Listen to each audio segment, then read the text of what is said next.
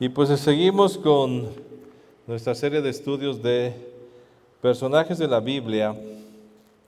Y hoy quiero hablar de un personaje que a mí me gusta mucho. También me gustan todos los personajes, tanto hombres como mujeres de la Biblia.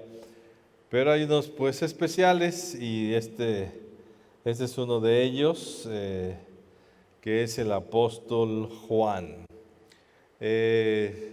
Como en una ocasión mencioné, hay diferencias históricas y es Juan el mismo que escribió el Evangelio, que escribió las epístolas, que escribió Apocalipsis, pero muchos historiadores sí dan por hecho que sí es el mismo de escritor de todos estos libros. Entonces vamos a tomarlo así. Y vamos a hablar un poquito de la historia de Juan el apóstol. Juan era hijo de Zebedeo, probablemente el hijo menor, porque la manera en que se escribe en la escritura es que se menciona primero a Jacobo y después a Juan, y era como un orden de nacimiento, de prioridad. Y aunque después Lucas da un orden diferente y pone a Pedro, Juan y Jacobo, aquí ya no es por edades, sino lo hace por la cercanía que había en la relación entre Pedro y Juan, se crea así, y estaba muy asociado su ministerio con el ministerio de Pedro, y así encontramos varios pasajes donde siempre está trabajando el apóstol Pedro con Juan, en algunos pasajes como Lucas 8:51, en Hechos 1:13. Y de Marcos 16:1 y de Mateo 27:56, de estos dos pasajes, se infiere que el nombre de su madre era Salomé, porque Marcos, el escritor del Evangelio, designa con dicho nombre a la tercera mujer, que se indica que acompañó a las dos Marías a la tumba, mientras que Mateo ya menciona el nombre de la tercera mujer y que era la madre de los hijos de Zebedeo. Y pues los hijos de Zebedeo es precisamente Jacobo y Juan. Generalmente se considera que Salomé era hermana de María, la madre de Jesús, debido a que en Juan 19:25 se dice que 4 mujeres estuvieron cerca de la cruz, las dos Marías mencionadas por Marcos y Mateo, la madre de Jesús y la hermana de su madre. Y sus padres pueden haber sido de buena posición, porque su padre era pescador y la Biblia menciona que él tenía jornaleros, y en ese tiempo pues tener jornaleros era una persona que tenía pues recursos económicos o que tenía un negocio bastante grande. Y también se menciona que Salomé es una de las mujeres que servían a Jesús de sus bienes, entonces una mujer que también tenía recursos, y eso lo encontramos en Lucas 8 y en Marcos 15:40. A menudo se ha identificado a Juan con el discípulo de Juan el Bautista, que no se nombra, quien con Andrés fue enviado por Juan a Jesús como el Cordero de Dios. Ahí en Juan capítulo 1, verso 35 al 37, se menciona que Juan el Bautista manda a 2 discípulos, uno es Andrés, el otro no se menciona el nombre, pero pues se cree que el siguiente o el otro era precisamente Juan. Ahora, para el estudio de la biografía de Juan el Apóstol, no lo confundamos con Juan el Bautista. Son 2 Juanes, pero diferentes en la escritura, como dijimos, ¿verdad? Ya Juan era el hermano de Jacobo y Juan el Bautista pues era el primo del Señor Jesús, que tuvo un nacimiento especial, que fue el que le abrió camino para predicar. Él predicó en el desierto, predicó a las multitudes antecediendo a la predicación del Señor Jesús. Y a estos 2 hermanos, Jacobo y Juan, el Señor Jesús los llamó Boanerges, que significa hijos del trueno. Y allí encontramos una clave importante para la personalidad de Juan, que ambos hermanos se les caracteriza con una actitud de mucho celo, de mucha pasión y de mucha ambición. O sea, por eso el Señor Jesús los nombra de esta manera a estos dos hermanos. Y lo interesante de Juan es que vemos esas epístolas llenas de amor, de gran trato a los hermanos, del amor entre nosotros, del amor a Dios. Pero Juan no siempre fue así. Y aquí vamos a tener algunos pasajes que nos muestran cómo era este discípulo, cómo sí cambió. Y esa es una pues gran característica que tenemos en Dios, que podemos cambiar, podemos ser diferentes, no necesitamos ser las mismas personas. Venimos al Evangelio tal vez con muchos errores, fallas, con malas actitudes, con mal genio, con traumas, con dificultades, pero una y otra vez encontramos en la Escritura, como lo vamos a ver ahora con el apóstol Juan, hay un cambio. Acercarse al Señor Jesús nos cambia, nos transforma. Acercarnos a la palabra, a las indicaciones, al ejemplo que el Señor Jesús nos pone en su vida, pues nos cambia. Cuando leemos los 4 evangelios y vemos las cosas que hizo el Señor Jesús, nos enfrentamos y decimos, bueno, pues si el Señor Jesús lo hizo como ser humano, pues yo también lo tengo que hacer. Y tenemos ese reto. Yo creo que Juan tuvo este cambio y este reto y decidió hacerlo y ser diferente. Y al final de sus días vemos a un Juan completamente diferente. ¿Qué ves tú en ti?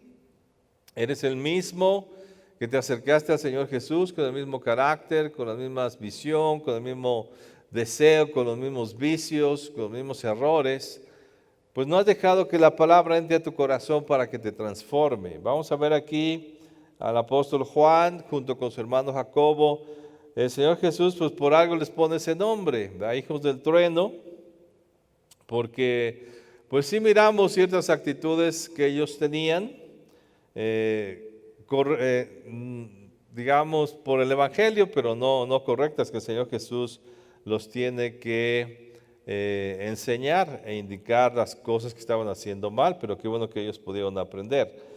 En sus primeros días con Jesús, Juan actuaba de una manera apresurada, por eso el título que el Señor les pone,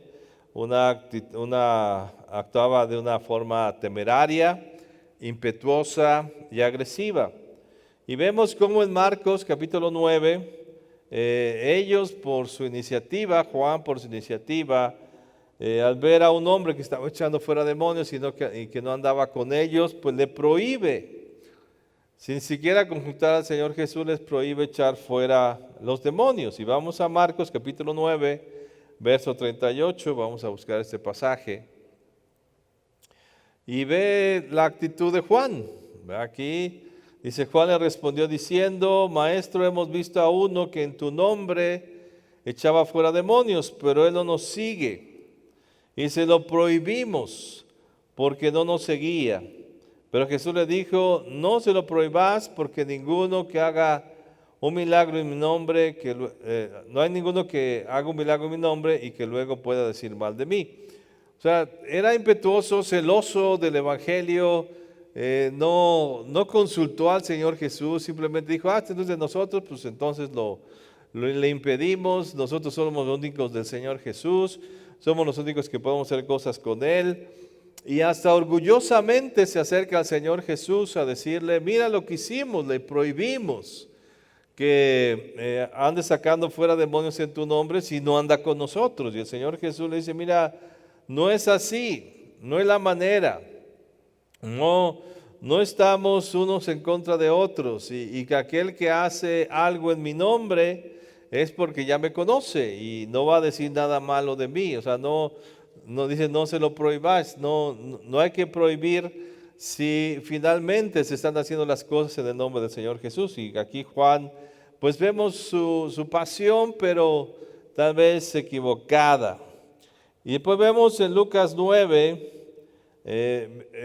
no solamente era apasionado por las cosas, celoso, sino también era egoísta y buscaba una posición, viendo todo lo que el Señor Jesús hacía, hacia dónde se dirigía, todas las enseñanzas que él estaba dando, pues ellos imaginaron que Jesús va a gobernar en la tierra y pues nosotros queremos una buena posición juntamente con Jesús Y vean lo que sucede en Lucas 9.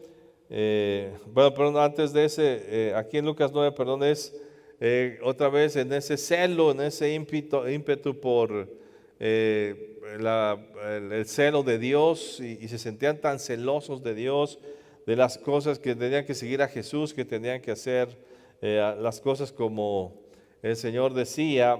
Y cuando se le niega, hay una circunstancia que se le niega, el Señor Jesús quiere ir a Samaria, manda a unas personas de mensajeros por delante y le rechazan y no quieren que el Señor Jesús entre a Samaria.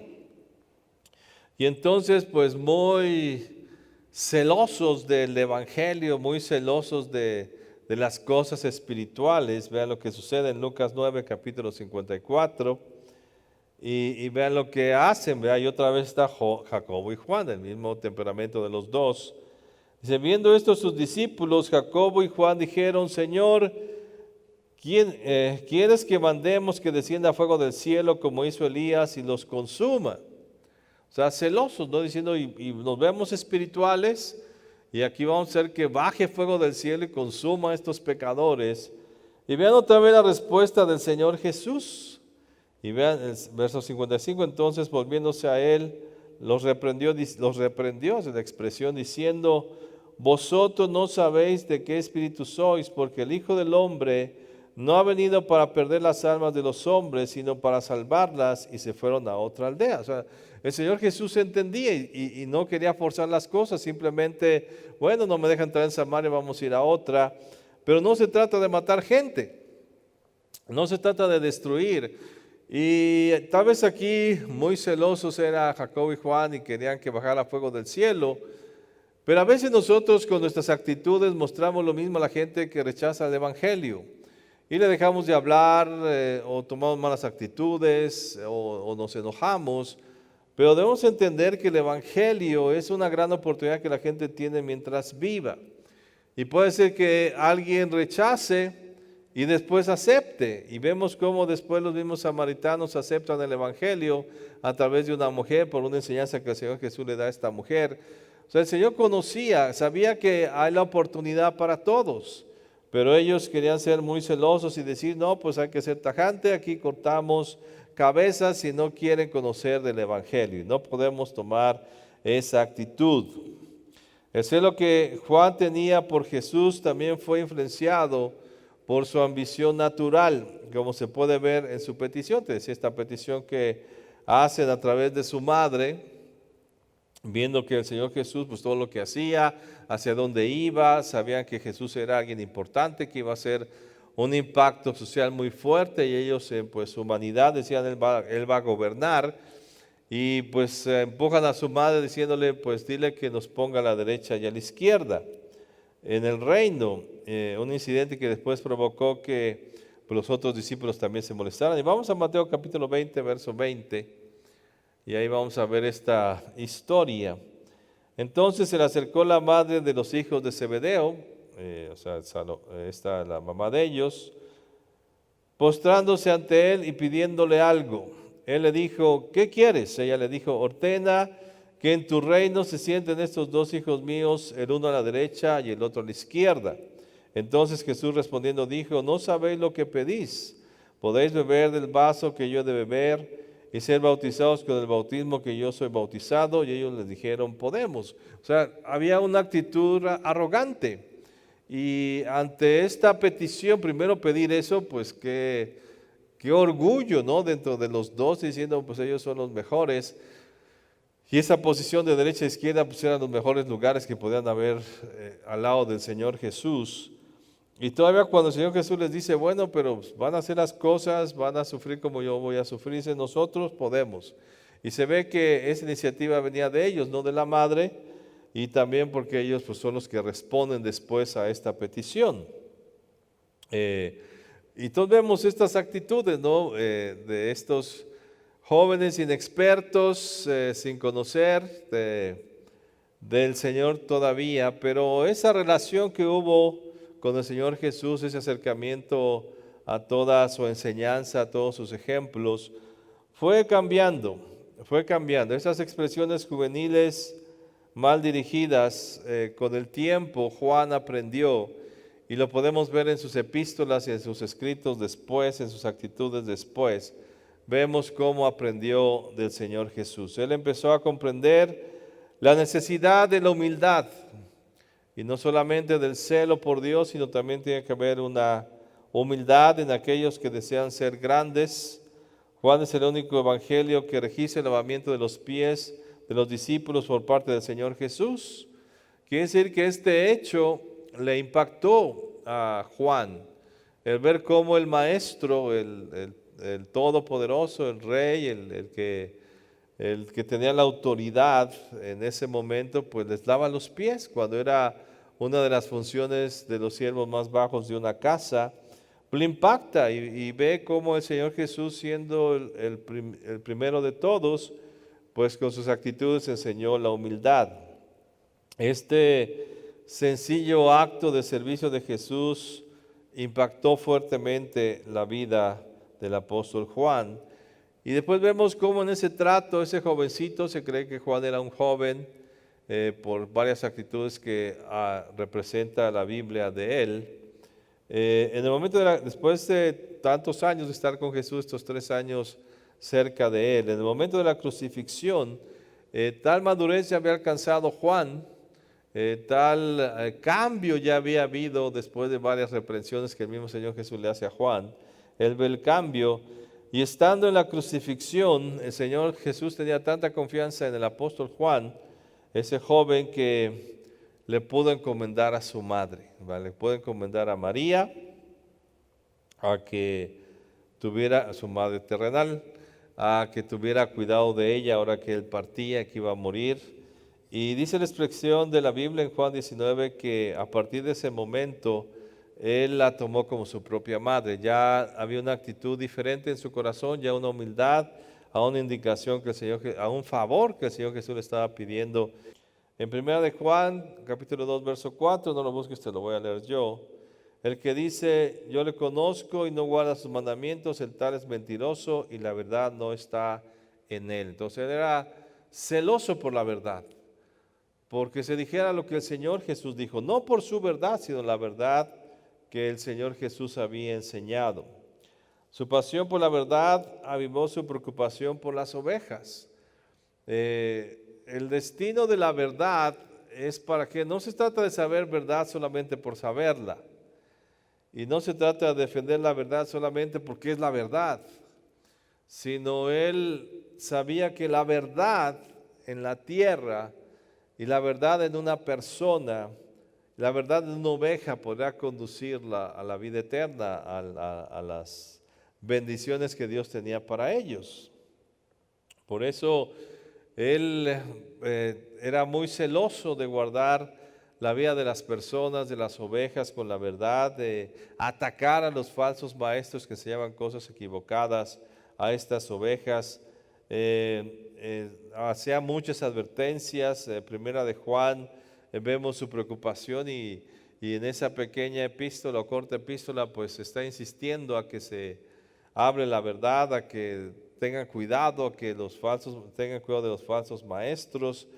Y él no tuvo reparo en llamar falsos profetas a esos falsos maestros, llamarles anticristos, incluso hasta proclamándolos como demoníacos en su naturaleza por enseñar las cosas equivocadas. Y por otra parte, a Juan también se le llamaba el apóstol del amor. Te decía, es alguien que puede identificar el amor del Señor Jesús. En su propio evangelio, él se refiere a sí mismo como el apóstol a quien Jesús amaba. O sea, él se sentía amado por el Señor Jesús y lo expresa en su evangelio, y después en sus epístolas habla acerca de ese amor entre nosotros y el amor hacia Dios como algo esencial en nuestra vida, que sí es parte de la verdad. Les decía, él se preocupaba por la verdad, porque se dijeran las cosas como el Señor las enseñó, pero que esa verdad fuera acompañada con el amor hacia Dios y el amor hacia el prójimo.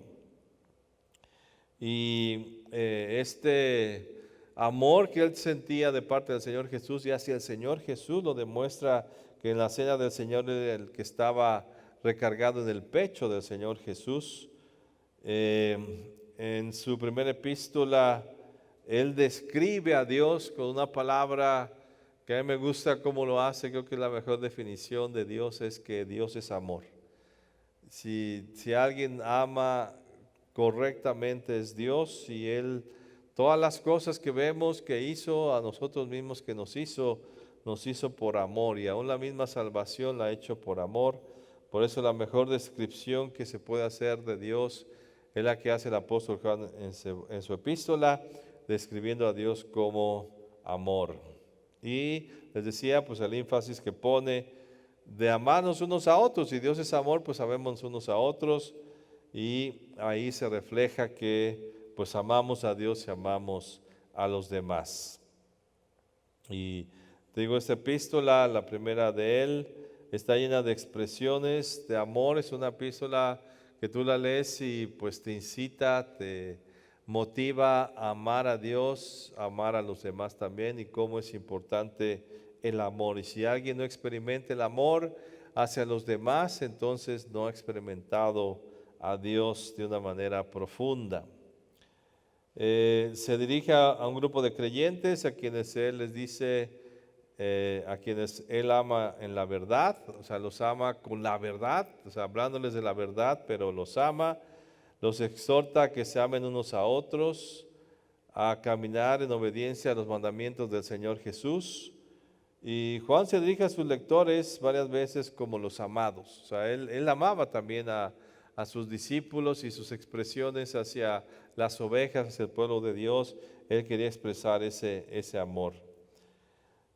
Yo creo que la vida de Juan nos sirve para recordarnos varias lecciones y que podemos aplicar en nuestras propias vidas. Y en primer lugar, el celo por la verdad debe estar equilibrado por un amor por la gente. O sea, no puedo simplemente ser celoso de las cosas de Dios sin amar a las personas, porque la razón de la misma ley es la persona, es la salvación de la gente. Sin amor, el celo se puede convertir en dureza y nos lleva solamente a juzgar. En cambio, un abundante amor que carece de la capacidad para distinguir la verdad del error puede ser un sentimentalismo débil. O sea, tampoco es puro amor que va sin decirle la verdad a la persona, pues la gente se va a perder. Entonces es un gran equilibrio que el apóstol Juan puede hacer en sus epístolas, de decir la verdad, pero con amor. Entonces aquí nosotros tenemos la verdad, predicamos el Evangelio es la verdad, pero ¿cómo lo predicamos? A veces nos sentimos ese Juan adolescente o joven que caiga fuego del cielo, les vamos a prohibir las cosas espirituales, que después se le entiende y empieza a explicar que la verdad es importante, pero juntamente con el amor. Así que seamos celosos, prediquemos la verdad, pero si no predicas la verdad con el sentido del amor, pues simplemente vas a ser un juzgador de los demás. Así como Juan aprendió a medida que fue madurando, si hablamos la verdad en amor, nosotros y aquellos con los cuales estamos en contacto, creceremos en todo en aquel que es la cabeza, esto es en Cristo, como lo dice Efesios 4:15. Y otra segunda cosa que nos enseña esta vida de Pablo, esta vida de Juan y este cambio del apóstol Juan, es que la confianza y la audacia, sin la compasión y la gracia, puede convertirse rápidamente en orgullo y en vanidad. La confianza es una virtud maravillosa, pero sin humildad puede ser autosuficiencia, que puede conducir a la jactancia y a una actitud de exclusión, ¿verdad? De que yo soy único, te saco de mi vida porque tú no sabes lo que yo sé o porque tú no eres lo que yo soy. Cuando esto ocurre, se contamina nuestro testimonio de la gracia de Dios, y otros ven en nosotros exactamente el tipo de persona con la cual no desean estar, con un juzgador, con alguien que solamente critica, con alguien que se cree más que ellos porque supuestamente es espiritual. Y al igual que Juan, si hemos de ser testigos eficaces de Cristo, nuestra conducta debe ser una que refleje la pasión por la verdad, la compasión por las personas y un firme deseo de servir y representar a nuestro Señor, reflejando su humildad y su gracia. Esto es lo que nos enseña la vida del apóstol Juan. Ese cambio, a mí me gusta cómo nos enseña su vida, que sí podemos cambiar, que no tenemos que estar mal todo el tiempo, que la verdad sí transforma, que el acercarnos al Evangelio nos hace diferentes y cambia nuestras actitudes, a hacer las cosas correctamente, porque nosotros representamos la verdad, representamos el mensaje verdadero que Dios ha dado al mundo, y la manera que lo tenemos que hacer es con amor y con gracia, y que no somos autosuficientes, sino debemos mostrar compasión y depender de la gracia de Dios para hacerlo, como lo hizo el apóstol Juan, y exhortarnos constantemente a amarnos unos a los otros. Yo creo que a veces amar a Dios, y lo enfatizamos mucho como predicadores, ama a Dios, búscale, obedécele, y hemos hablado muchas veces de la importancia de amar a Dios. También es relevante, como lo enseña el apóstol Juan, amar a los demás. Y si algo enseñó el Señor Jesús, fue el amor y la compasión que tuvo por el ser humano, por los justos y los pecadores, por los buenos y por los malos, que realmente todos eran malos, y el Señor Jesús tuvo misericordia de ellos. Y vemos que en su vida el Señor Jesús mostró ese amor y esa compasión. Habló la verdad, dijo las cosas como eran, pero las dijo con tal amor que convenció al mundo. Y así nos llegó a nosotros, nos señaló nuestros errores, nuestras faltas, nuestras irregularidades, nuestros defectos, pero lo hizo con tal amor que ahora nosotros estamos a sus pies, dependiendo de su gracia, de su misericordia, siguiendo adelante con Él, pero también invitando a otros con esa misma gracia y compasión de que se acerquen a Él, porque en Él van a encontrar ese amor, pero que nosotros seremos el vínculo, el medio por el cual van a sentir el amor de Dios. Amén. Inclina tu rostro un momento, vamos a orar ahora.